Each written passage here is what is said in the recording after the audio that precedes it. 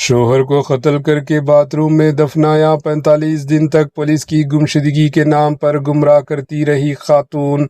रियासत उत्तर प्रदेश के आगरा में एक खातून ने मुबैना तौर पर अपने शोहर को कत्ल करने के बाद लाश घर के बाथरूम में दफना दी। इस पर फर्श बनवा दिया और 45 दिनों तक रोजाना इसी बाथरूम का इस्तेमाल करते हुए अहले खाना और पुलिस को गुमराह करती रही। पुलिस के मुताबिक मुतवफ़ी 44 साल सुरेंद्र कुमार शर्मा के गुमशुदगी की रिपोर्ट 26 मई 2026 को दर्ज की गई थी। तहकीकात के दौरान खातून के जेठ को इसके रवैये पर शक हुआ। इन्होंने एतमाद में लेकर बात तो की। खातून रूबी ने कत्ल का एतराफ़ कर लिया। इसने की निशानदेही पर पुलिस ने बाथरूम का फर्श तोड़कर खबरनुमा खड्डे से सिर्फ ढांचे हड्डियां बरामद की, क्योंकि लाश बुरी तरह गुल चुकी थी। मुलजिमा ने पुलिस को बताया कि इसका शोहर शराब नशी के बाद अक्सर इस पर तशद्दुद मारपीट किया करता था। इसी वजह से इसने अपने शोहर को 18 से ज़ायद नींद की गोलियां मिलाकर शोहर को खिला दी, जिससे इसकी मौत हो गई। अगली सुबह इसने लाश को घसीटकर बाथरूम में ले जाकर दफन कर दिया। बादअज़ा मजदूर बुलाकर नया फर्श बनवा दिया।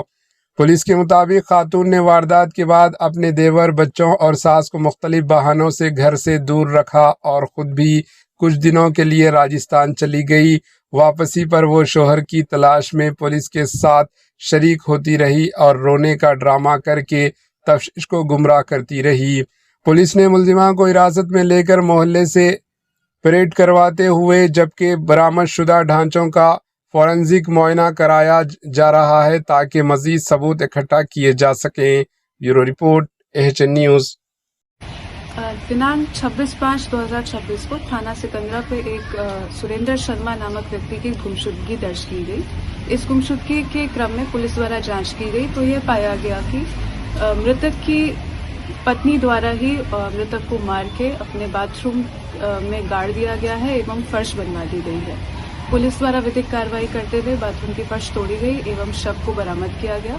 शव को पंचायतनामा करके पोस्टमार्टम हेतु मॉर्चरी भेज दिया गया है और अभियुक्ता को, जो कि मृतक की पत्नी है, उनको हिरासत में लेकर पूछताछ की जा रही है। अन्य विधिक कार्रवाई अमल में लाई जाएगी।